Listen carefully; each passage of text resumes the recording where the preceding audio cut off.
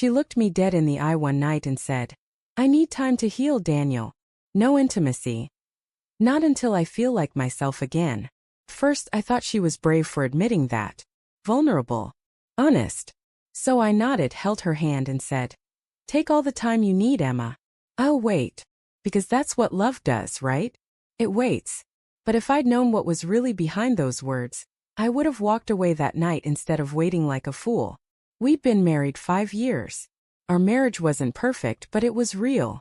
We had routines, morning coffee together, a Saturday grocery trip, little notes on the fridge.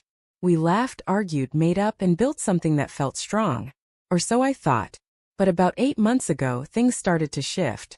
She became distant. Not cold, just quieter. She'd smile, but it was the kind of smile that doesn't reach the eyes.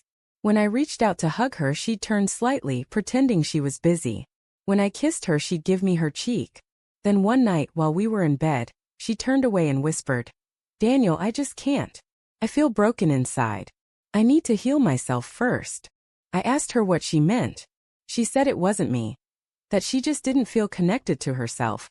That she was dealing with emotional exhaustion. I wanted to believe her. So I did. I told her I'd support her, that we could work through it. The next few weeks I tried everything, therapy suggestions, date nights, even just sitting beside her quietly.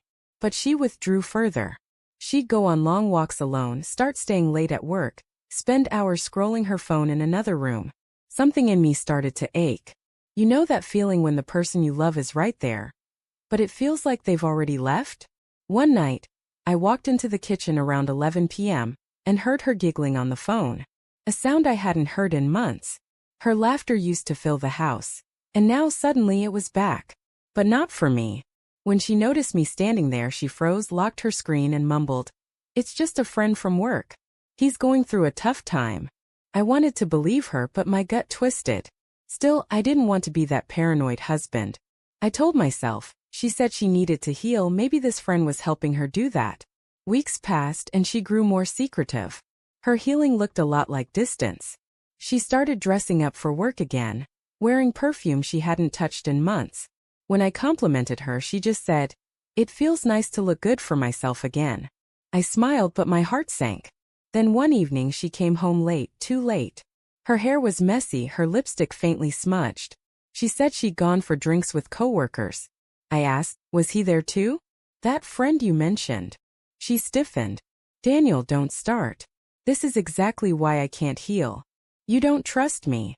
That night she slept facing the wall. A few days later I decided to stop waiting. I decided to heal myself. Not to punish her, but because I realized I'd been pouring into an empty cup. I started going to the gym again. I joined a weekend hiking group. I reconnected with old friends I'd lost touch with. I started therapy, not couples therapy, just for me. And slowly I started to feel lighter. The heaviness that had been crushing me started to lift.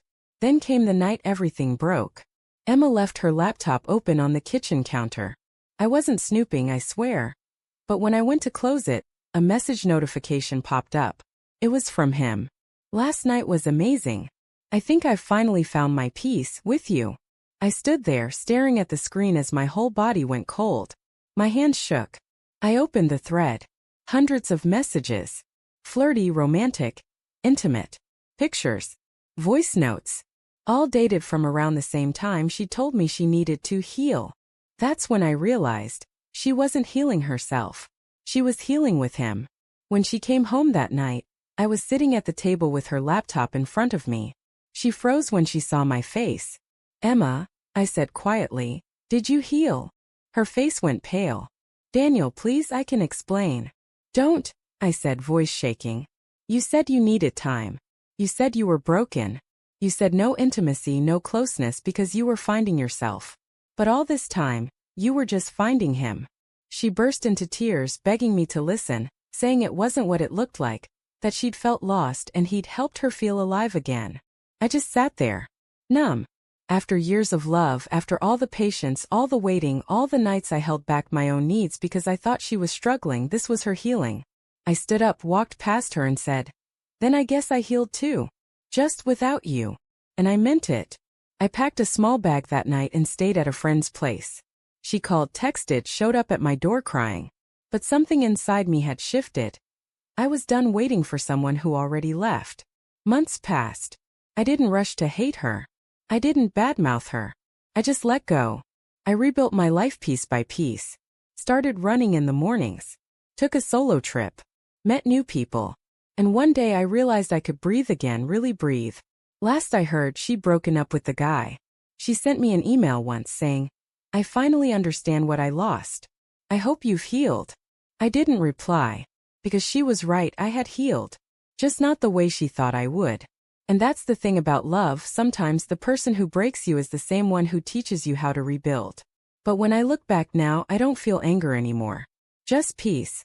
Because the day she said, "I need to heal myself," she unknowingly gave me permission to do the same, and I did. Only difference is, my healing didn't require betrayal. Hers did.